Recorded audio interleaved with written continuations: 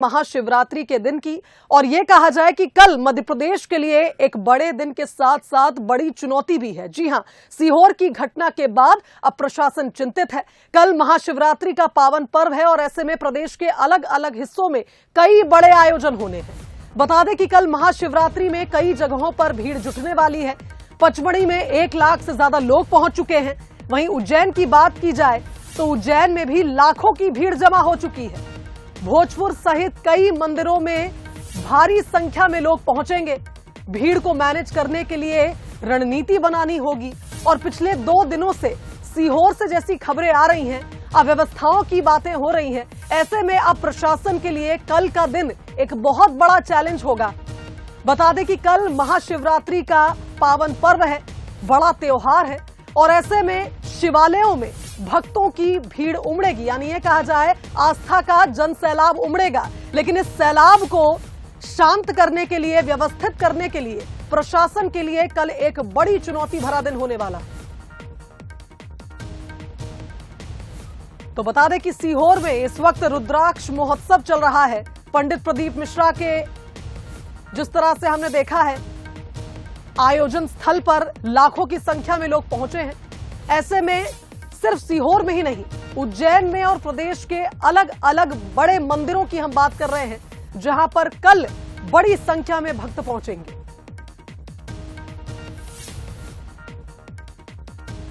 तो बता दें कि भीड़ को मैनेज करने के लिए रणनीति बनानी होगी। उज्जैन की अगर बात की जाए तो कल महाकाल की नगरी में एक नया रिकॉर्ड बनेगा, जब लाखों की संख्या में दिए जलाए जाएंगे और दीपोत्सव बनेगा। इसके अलावा अगर भोजपुर मंदिर की बात की जाए, ऐतिहासिक मंदिर है भोलेनाथ का और सुबह से ही लोगों की भीड़ यहां पर जुटने वाली है। अलग अलग शिवालयों की तस्वीरें कल कुछ इस प्रकार ही होंगी कि बड़ी संख्या में श्रद्धालु यहां नजर आएंगे, लेकिन प्रशासन के लिए बहुत बड़ी चुनौती कल होगी।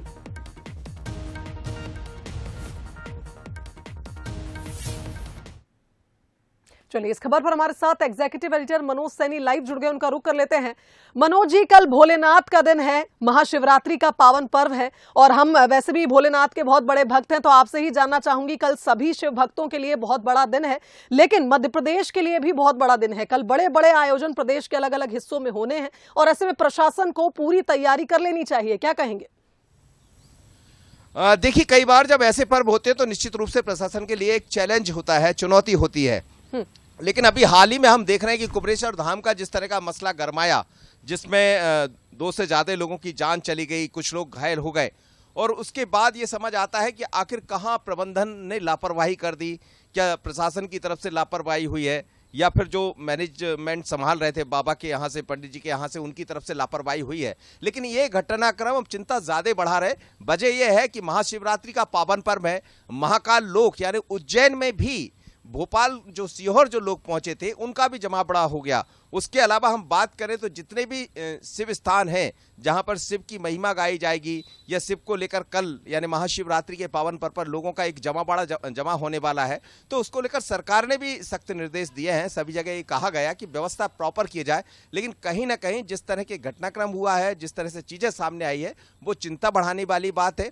क्योंकि महाकाल लोक में इस बार सबसे बड़ा महापर्व देखने को मिलने वाला है, जब दीप जलाए जाएंगे। और जहां जो दीप जलाने की बात कही जा रही है, तो एक नया इतिहास रचने की तैयारी में, जिसमें मुख्यमंत्री शिवराज सिंह चौहान भी शामिल होंगे और तमाम तरह की तैयारियां महाकाल लोक में यानी उज्जैन के तट पर, छिपरा के तट पर की जा रही है। उसी तरह अलग अलग जगह, चाहे ओमकारेश्वर की बात करें, बाकी स्थान की बात करें, मुख्य 2 ज्योतिर्लिंग है मध्य प्रदेश में, एक बाबा महाकाल और दूसरा ममलेश्वर ओमकारेश्वर।